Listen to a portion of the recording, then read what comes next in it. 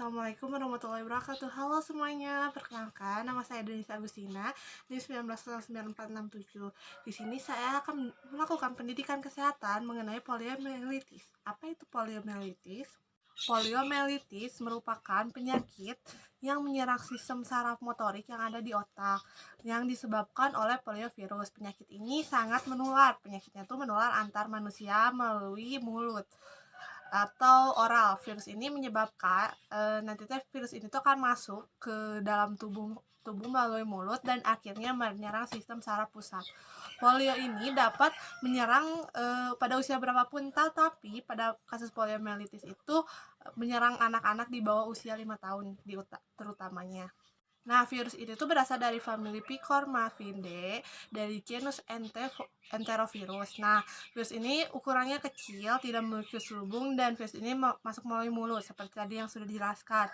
Nah, nanti masuk ke melalui tubuh dan menyebabkan infeksi. Jika virusnya itu banyak, bahkan ada infeksi di daerah mulut atau oropharynge. Kemudian masuk ke saluran cerna bagian bawah dan bermutasi di dinding usus kemudian nantinya akan menyebar melalui pembuluh darah ke sistem saraf yang terinfeksi virus polio.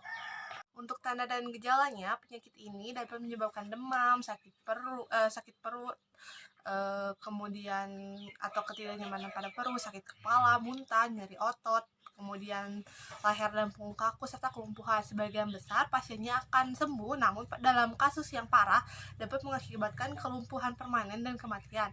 Kebanyakan orang yang terinfeksi itu atau 90% dari orang yang terinfeksi itu tidak memiliki gejala atau gejala yang sangat ringan dan biasanya tidak dikenali pada kondisi lain.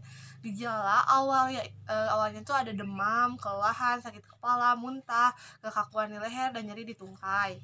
Tanda gejala penderita polio ini dibagi menjadi 3 kelompok untuk tanda dan gejalanya. Ada yang pertama disebut polio non paralis. Polio non paralis ini dapat menyebabkan muntah, lemah otot, demam, kemudian meningitis, letih, sakit tenggorokan, sakit kepala, serta kaki. Tangan dan lehernya juga, serta punggungnya juga terasa kaku. Kemudian ada polio paralis. Polio paralis ini menyebabkan sakit kepala, demam, lemah otot, kemudian kaki, dan juga tangannya juga terasa lemah, serta kehilangan refleks tubuh. Yang terakhir ada sindrom pasca polio atau SPP.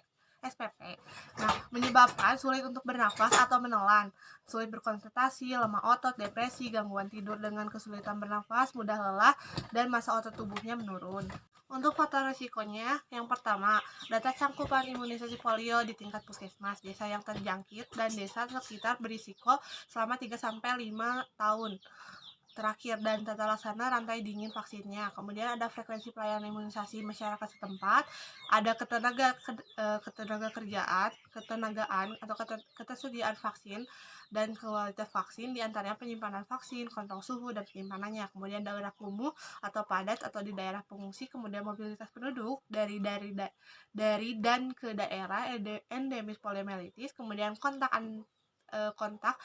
untuk anak usia kurang dari 5 tahun yang berinteraksi serumah atau sepermainan dengan kasus sejak akan terjadi kelumpuhan sampai 3 bulan kemudian. Untuk pencegahan poliomyelitis, vaksinasi adalah cara yang paling efektif untuk mencegah penyakit ini.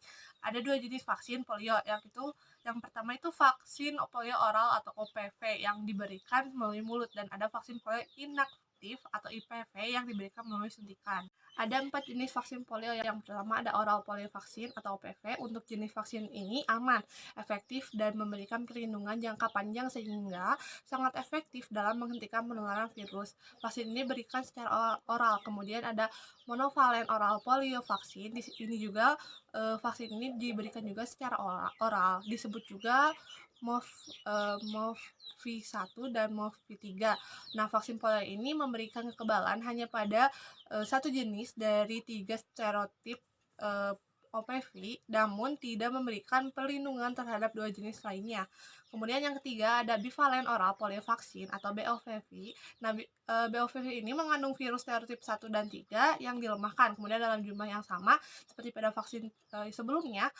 OPV ini menghasilkan respons imun yang lebih baik terhadap jenis virus polio tipe 1 dan 3 dibandingkan dengan OPV trivalen, namun tidak memberikan kekebalan terhadap serotip yang kedua. Kemudian yang terakhir ada inactivated polio vaksin atau IPV. Untuk pengobatan polio, tidak ada obat untuk polio, yang ada hanya perawatan untuk meringankan gejala. Tetap terapi fisik yang digunakan untuk merangsang otot dan obat anti spasmodik yang diberikan untuk mengundurkan otot-otot dan meningkatkan mobilitas. Meskipun ini dapat meningkatkan mobilitas, tapi tidak dapat mengobati kelumpuhan polio secara permanen.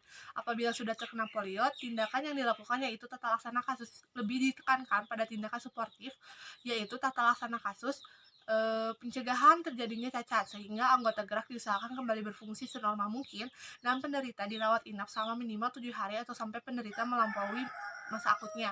Nah, penemuan dini dan perawatan dini untuk mempercepat kesembuhan dan mencegah bertambahnya beratnya cacat. Kasus polio dengan gejala klinis yang ringan dapat dirawat di rumah, sedangkan jika gejala klinisnya itu berat bisa langsung dirujuk ke rumah sakit.